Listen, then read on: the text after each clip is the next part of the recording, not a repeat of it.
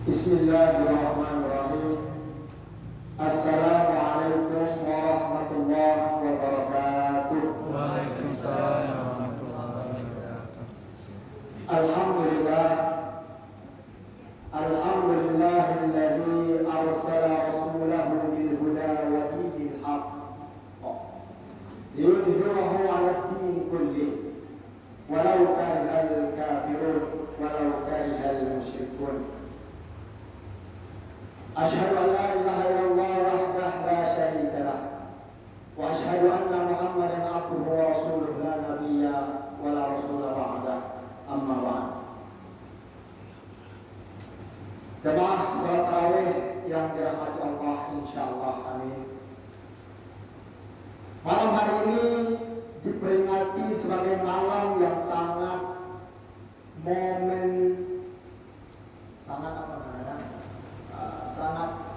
momentumen, apa bahasanya nggak tahu. Pokoknya sangat mengambil momen. Apa bahasa tingginya tahu nggak? Monumental. Monumental. Yaitu banyak yang meriwayatkan bahwa malam 17 Ramadan itu adalah nuzulul Quran. Walaupun banyak khilaf, contoh kami ambil khilaf satu. Dalam surat Al-Qadar kan dikatakan inna anzalnahu fi lailatul qadar. Sesungguhnya kami menurunkan Al-Quran, ada yang menafsirkan pertama kali fi lailatul qadar, di malam lailatul qadar. Sekarang pertanyaannya, lailatul qadar ada tak malam 17? Bukankah sunnah iktikaf itu 10 Ramadan terakhir? Setiap malam ganjil ya, 21, 23, 25, 27, 29. Kemungkinan besar Lailatul Qadar terjadi pada malam-malam ganjil 10 malam hari terakhir. Maka muncullah khilaf. Tidak, bukan 17 Ramadan. Lebih banyak yang mengingatkan bahwa turun pada malam Lailatul Qadar berdasarkan ayat. Sedangkan yang berpegangan sama malam 17 Ramadan itu mengambil ayat tadi bahwasanya maksud ayat turun pada bulan Ramadan. Apa pada Lailatul Qadar itu sempurnanya. Penyempurnaan Quran itu selalu pada bulan Ramadan, malam Lailatul Qadar. Sedangkan awal pertama turunnya adalah 17 Ramadan. Baik. Memperingati nuzulul Quran, jamaah sekalian. Berbagai macam yang dilakukan umat muslim untuk memperingatinya. Ada yang mengadakan perlombaan Islami, ada yang mengadakan acara-acara meriah, rebana dan sebagainya. Ada pula yang mengadakan majelis-majelis taklim, pengajian dan sebagainya. Nah, pada malam hari ini kita khususkan yaitu mengkaji sedikit tentang Al-Quran. Kami fokuskan pembahasan malam hari ini adalah mengkaji sedikit tentang Al-Quran. Membahas Al-Quran, kita fokuskan lagi yaitu membahas mukjizat Al-Quran. Kami bawakan Bapak Ibu satu kitab berbahasa Arab, ditulis oleh seorang profesor dari Suriah, mengajar di Jordan, mengajar di Suriah, Damaskus, dan pernah menjadi syekh di Al-Azhar Mesir. Beliau mencantumkan beberapa mukjizat Al-Quran. Sekarang pertanyaannya, apa itu mukjizat? Banyak yang salah sangka tentang mukjizat. Mukjizat itu, jemaah sekalian, artinya adalah melemahkan. Perkara-perkara yang melemahkan. Berarti maksudnya apa? Ada dalam Al-Quran yang melemahkan orang yang membenci Al-Quran dan Islam.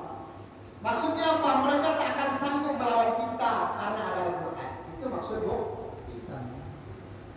Yang pertama, jemaah sekalian, untuk menambah khazanah pemahaman kita tentang Al-Quran. Kata Imam Profesor Dr. Wahbah Zuhaili, wa hadhihi ba'du wujuhil ijaz. Inilah sebagian dari mukjizat Al-Quran. Yang pertama, ittisaqu ibaratihi wa ma'ani wa shumuli ahkamihi wa adradi. Mukjizat Al-Quran yang pertama, jamaah sekalian, ittisaq. Ittisaq itu selaras. ibaratihi wa ma'ani. Al-Quran itu selaras redaksinya. Ibarat itu artinya redaksi. Al-Quran itu redaksi dan maknanya itu selaras, tidak bertentangan. Wa sumuli ahkamihi wa ahwadi.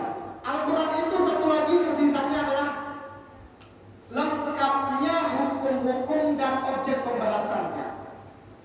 Bayangkan, Quran yang segini Bapak Ibu, ini kan udah terjemah dan sebagainya. Dalam kitab suci kita terkumpul semua hukum-hukum, baik hukum alam, hukum bernegara, hukum sosial, hukum ekonomi, dan lain sebagainya. Selain membahas hukum, Al-Quran juga membahas i'tiqadiyah, akidah, keyakinan.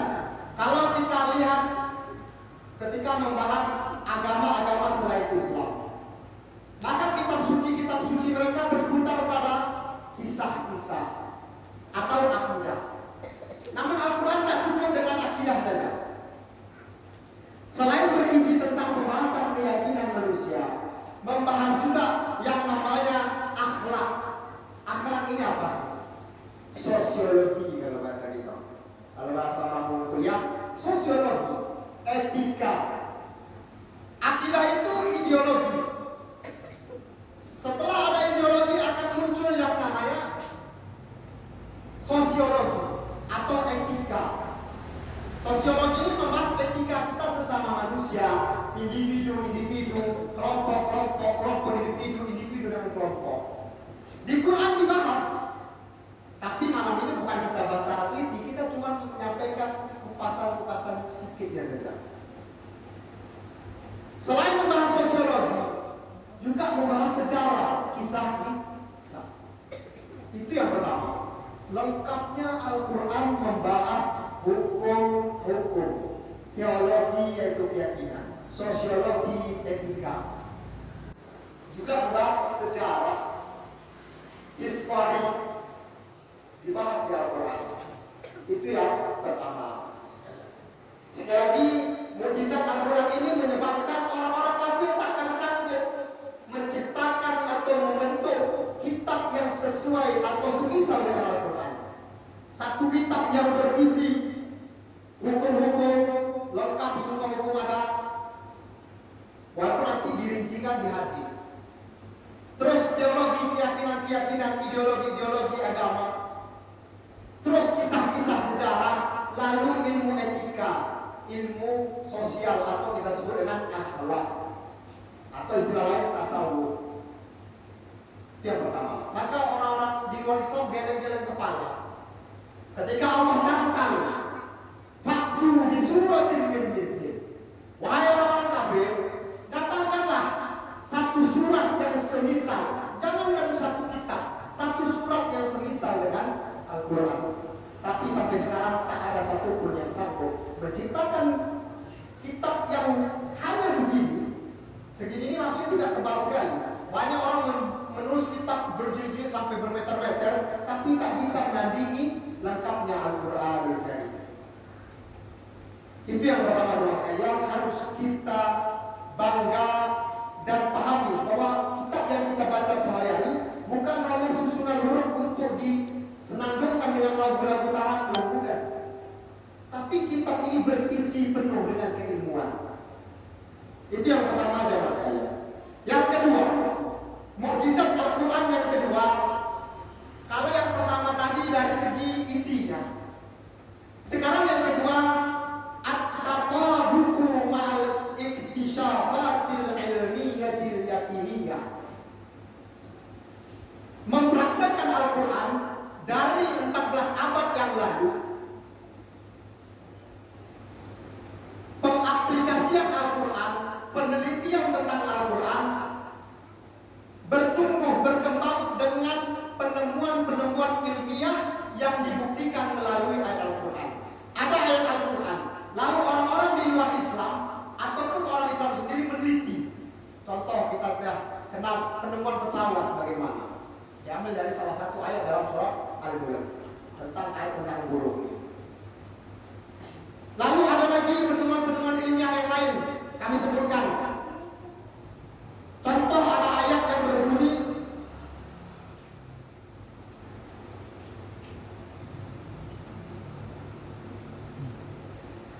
wa taral jibala tahsabuha jamidatan wa hiya tamurru marras sahab sunnallahi alladzi atqana kulla syai'. Dan kalian mengira gunung itu tetap di tempatnya. Ini Allah berfirman. Dengarkan wahai orang yang beriman. Allah berfirman, kalian mengira, ini udah 15 abad yang lalu, kalian mengira gunung itu tetap pada tempatnya. Padahal gunung itu kami jalankan dia mengikuti awan. Kami jalankan ciptaan Allah atas segala sesuatu. Akhirnya terbukti secara ilmiah gunung tidak diam pada tempatnya. Silakan dicek di Google, cek di medsos, di mana, cek di situs-situs. Sudah ditemukan penelitian, sudah dibuktikan secara ilmiah, gunung-gunung tidak diam pada tempatnya, bergerak 1 senti demi 1 senti. 15 abad yang lalu Allah berfirman, baru terbukti beberapa puluh tahun ini. Ini namanya mukjizat. Semakin bingung orang kafir, kok bisa 14 abad yang lalu, bahkan 15 abad yang lalu turun ayatnya, baru sekarang terbukti. Tidak ada satu kitab selain Al-Quran yang bisa keilmiahannya terbukti berapa abad kemudian. Tak ada. Kalaupun ada, tetap bersumber dari Al-Quran. Itu yang pertama. Itu yang kedua. Dan masih banyak yang lainnya.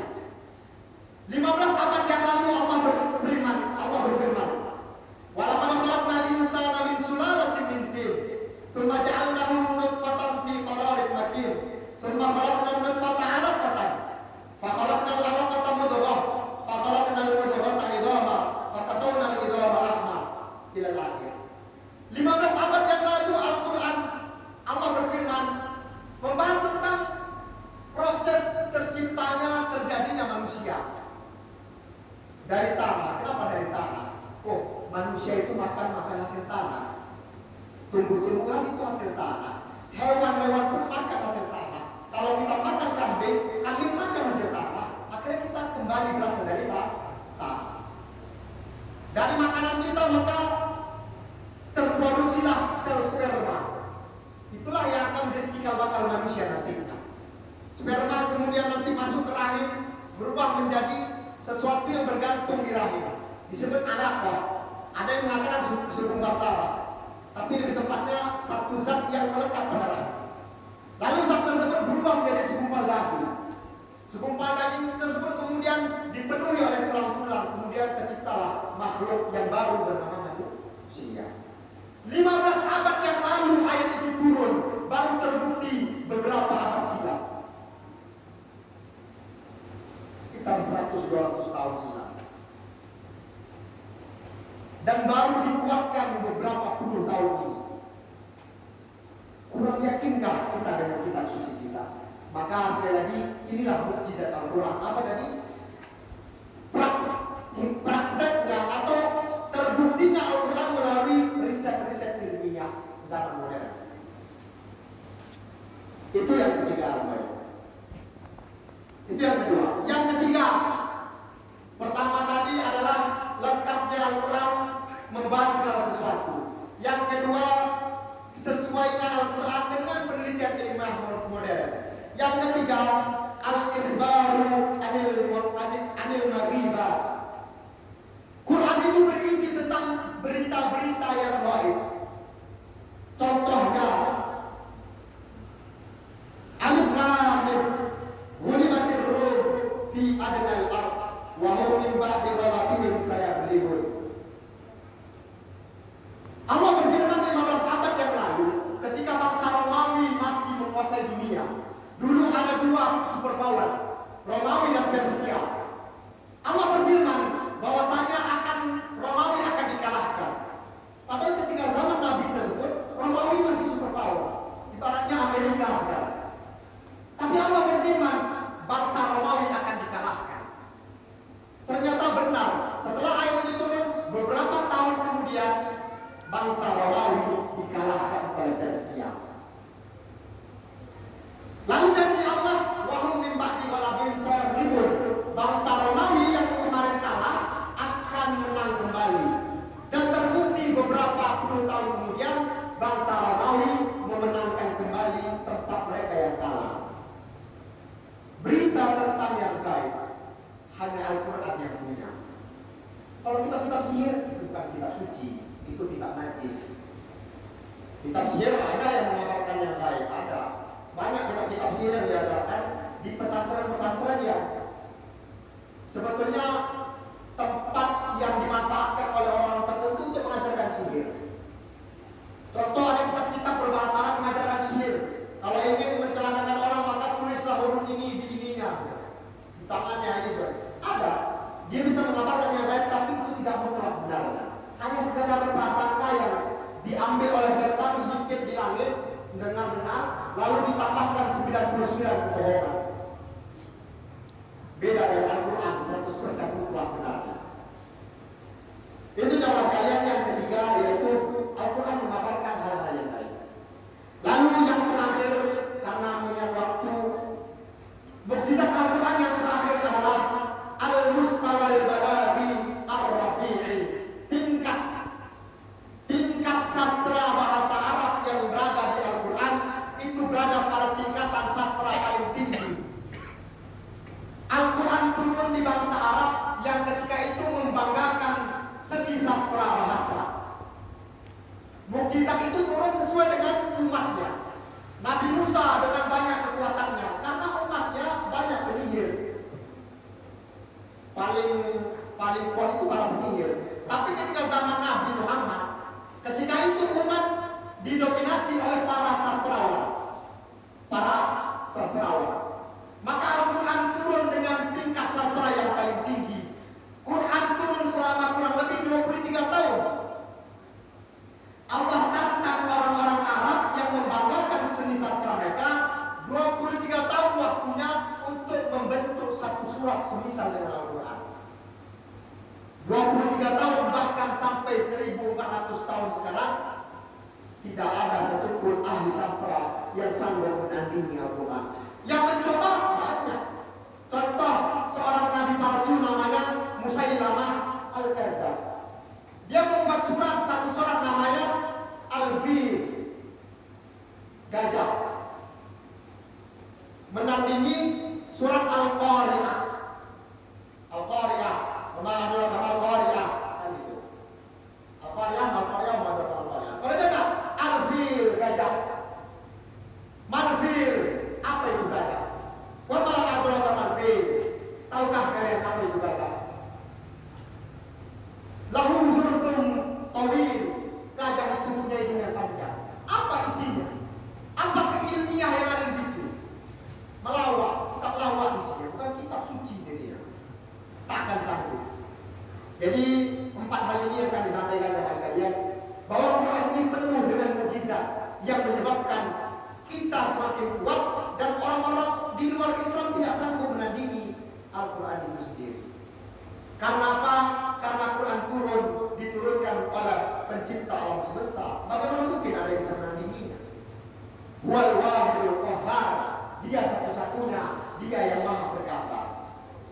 Ini yang bisa kami sampaikan. Mudah-mudahan dengan wawasan ini kita semakin mencintai dan bangga dengan kitab suci dan agama kita. Amin ya rabbal alamin. Semoga pada malam yang berkah ini Allah terima semua amal ibadah kita dan Allah terima taubat-taubat kita. Amin ya rabbal alamin. Hada aqulu lakum wa billahi taufiq wal hidayah. Assalamualaikum warahmatullahi wabarakatuh.